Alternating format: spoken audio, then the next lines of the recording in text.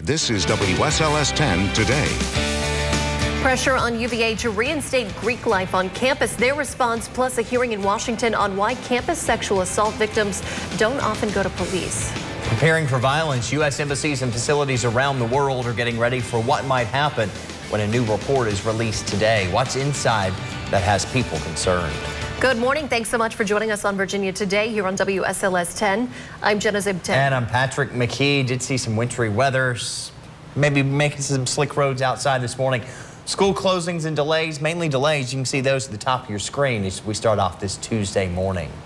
Take a live look from Wintergreen Resort in Nelson County. You can see the precipitation has stopped, but overnight they did see some snowfall. Yeah, we'll see if that's going to be sticking around or if things are going to improve for us. Let's get to the Weather Center and check in with Christina. Christina, good morning.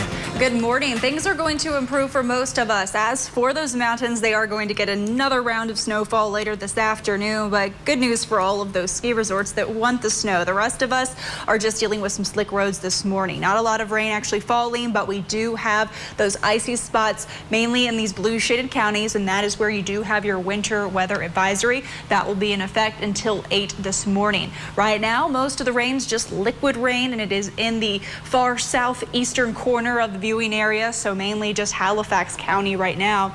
Here's what we have to look out for today. Mainly fog this morning, reducing visibility, especially in the Highlands and Newport Valley. We do have those icy roads in those locations we just showed you in the blue. Mountain snow showers will return today, and then we will turn windy. We'll have your full forecast broken down hour by hour in just a few minutes. Aaron?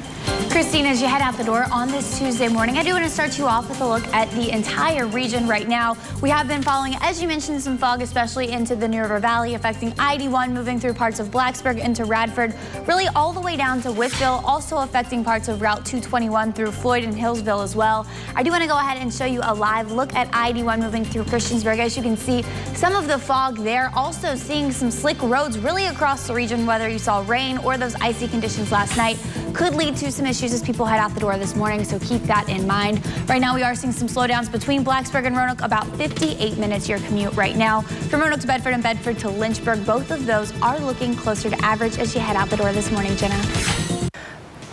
Thanks, Aaron. Happening today in our nation's capital, senators want to know why only a fraction of campus sexual assault victims go to the police. A Senate Judiciary Subcommittee is holding a hearing on the role of law enforcement in these cases. Statistics say 1 in 5 women are assaulted in college, but the vast majority of cases go unreported. Sponsors of the anti-assault legislation, Senators Claire McCaskill and Kirsten Gillibrand, will testify.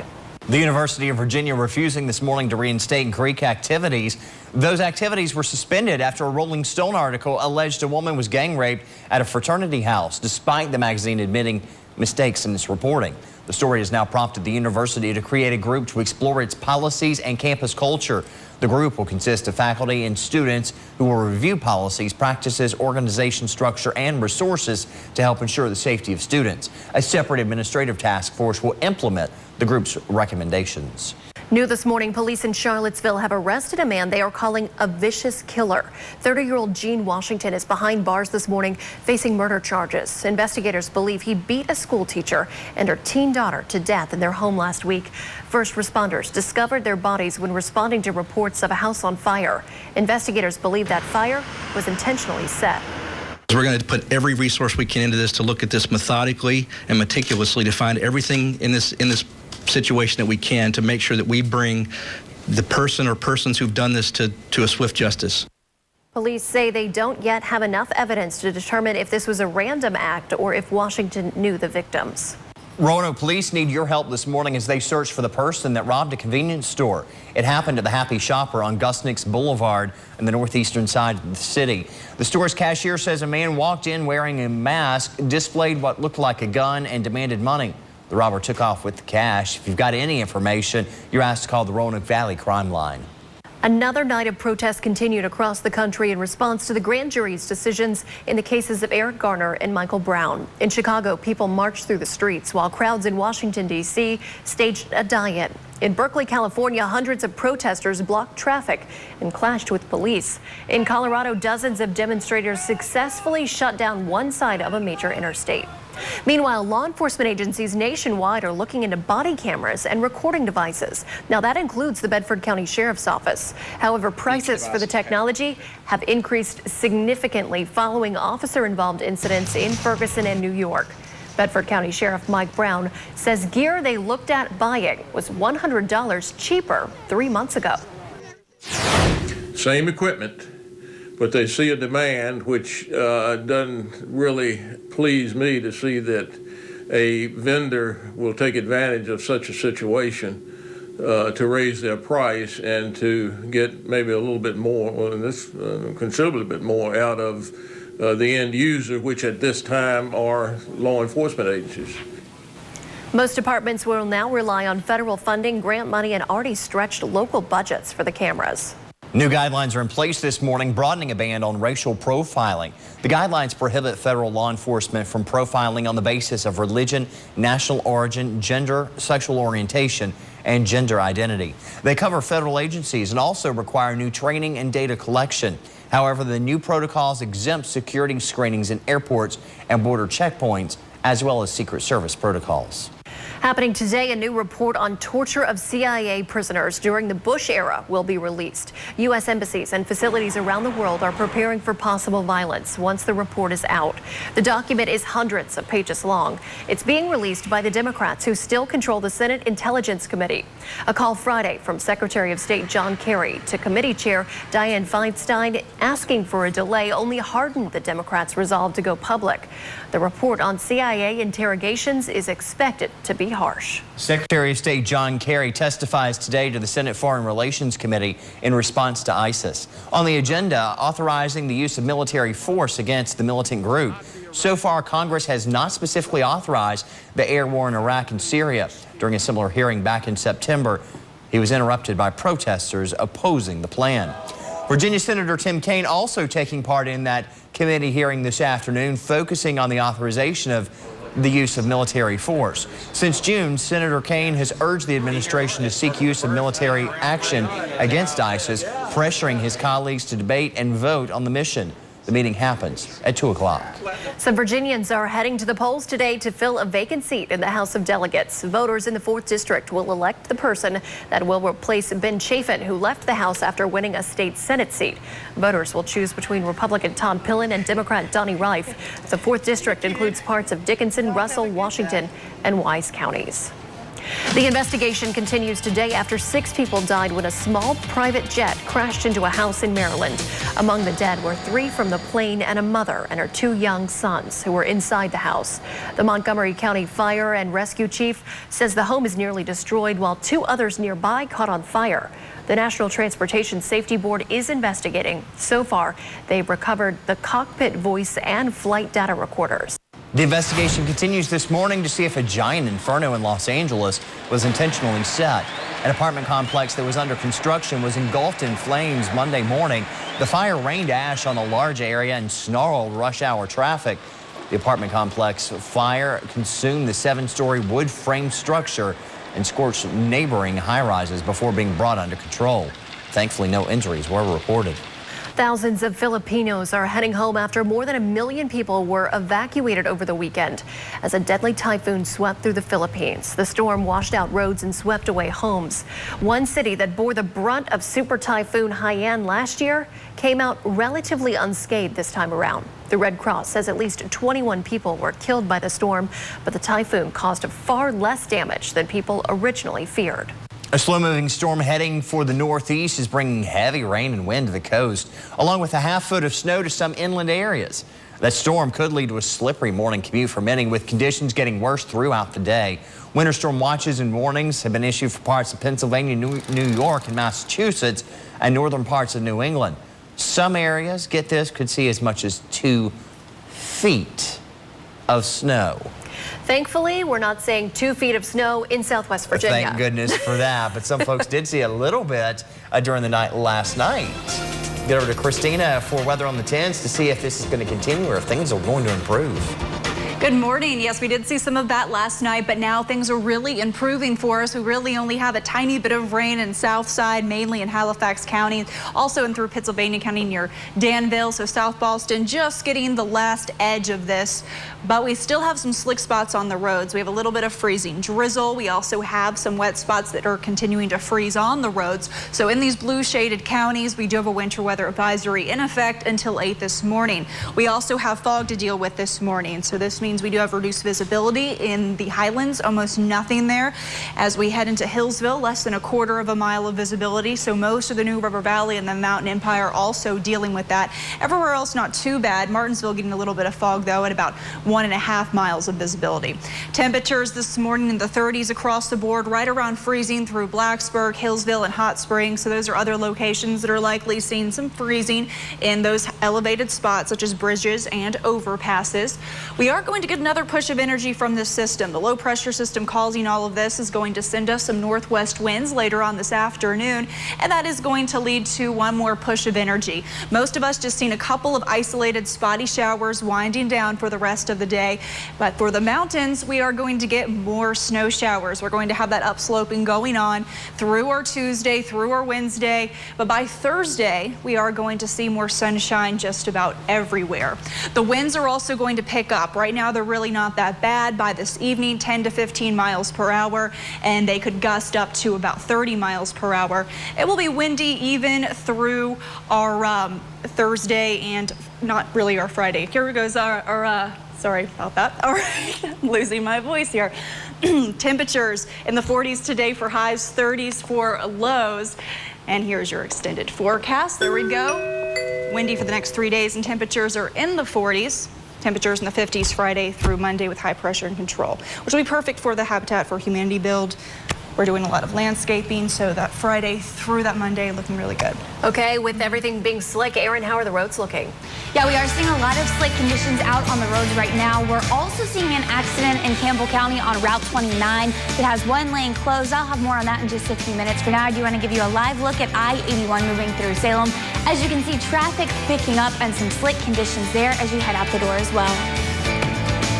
It is week 2 of our Home for the Holidays partnership with Habitat for Humanity. Volunteers have been hard at work, and they've made a lot of progress, as you can see. Yeah, absolutely. We're going to check in with WSLS 10's Jade Hansen, who's at the build site this morning.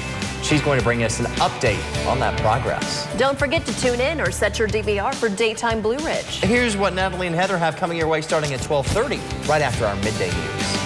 Good morning. Today on the show, our design and style expert joins us to share some easy Christmas craft ideas. Plus, is a smartwatch on your Christmas list this year? We'll take a look at a watch from AT&T. And there's nothing like a good soup on a cold day. We're going to make a pepper jack crab soup in the Food Line kitchen. Be sure to make time for Daytime now at 12:30.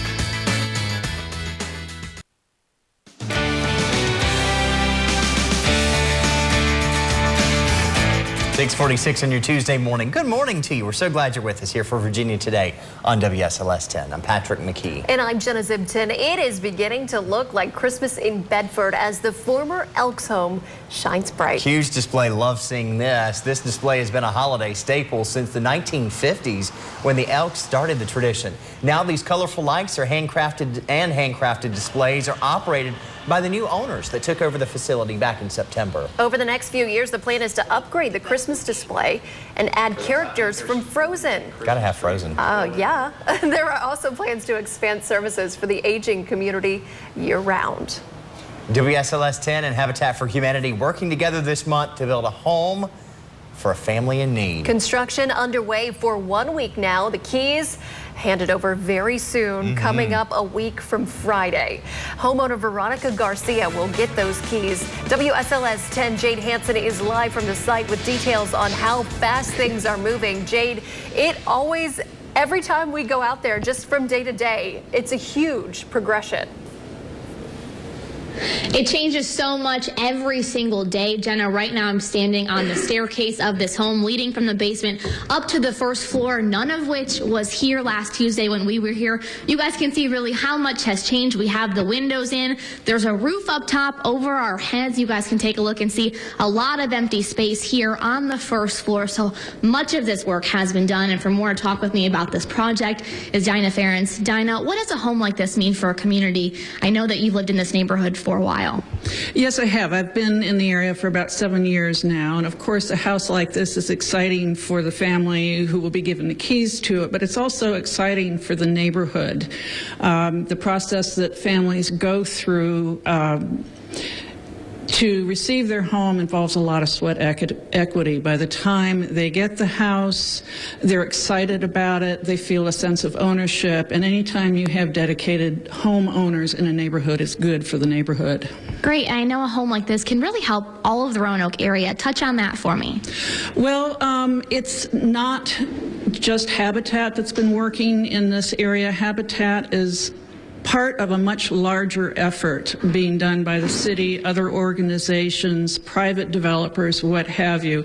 It's part of a model that is helping neighborhoods in the city and has for several years in this area now. The city will be moving on to another area in several years, but it's a model that has worked well, and Habitat's proud to be part of it.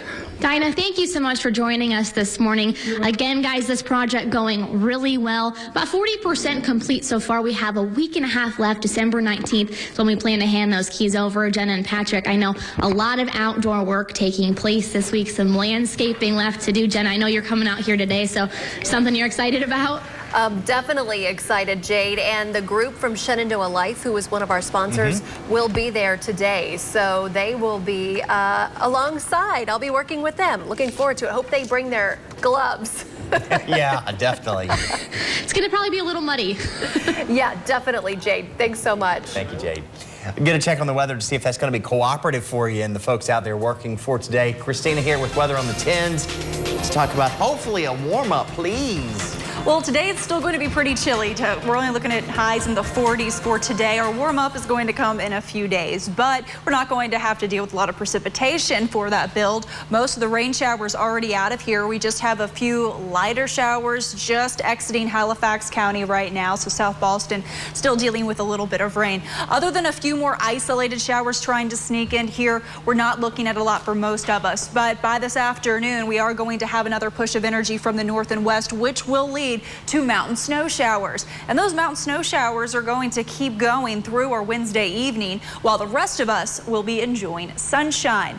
But by our Thursday, we are going to see more sunshine even for the mountains. Right now, the main concern is the fog, reducing visibility in Hot Springs to almost nothing, less than a quarter of a mile as we head into Hillsville. We also have some slick spots on the roads. For more on traffic, I'll send you over to Aaron.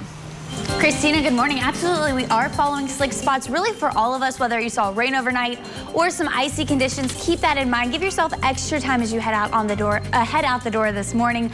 We're also following an accident in Campbell County on Route 29. One vehicle accident, one lane is closed at this point. I do want to go ahead and give you a live look right now at I-81 moving through Roanoke County.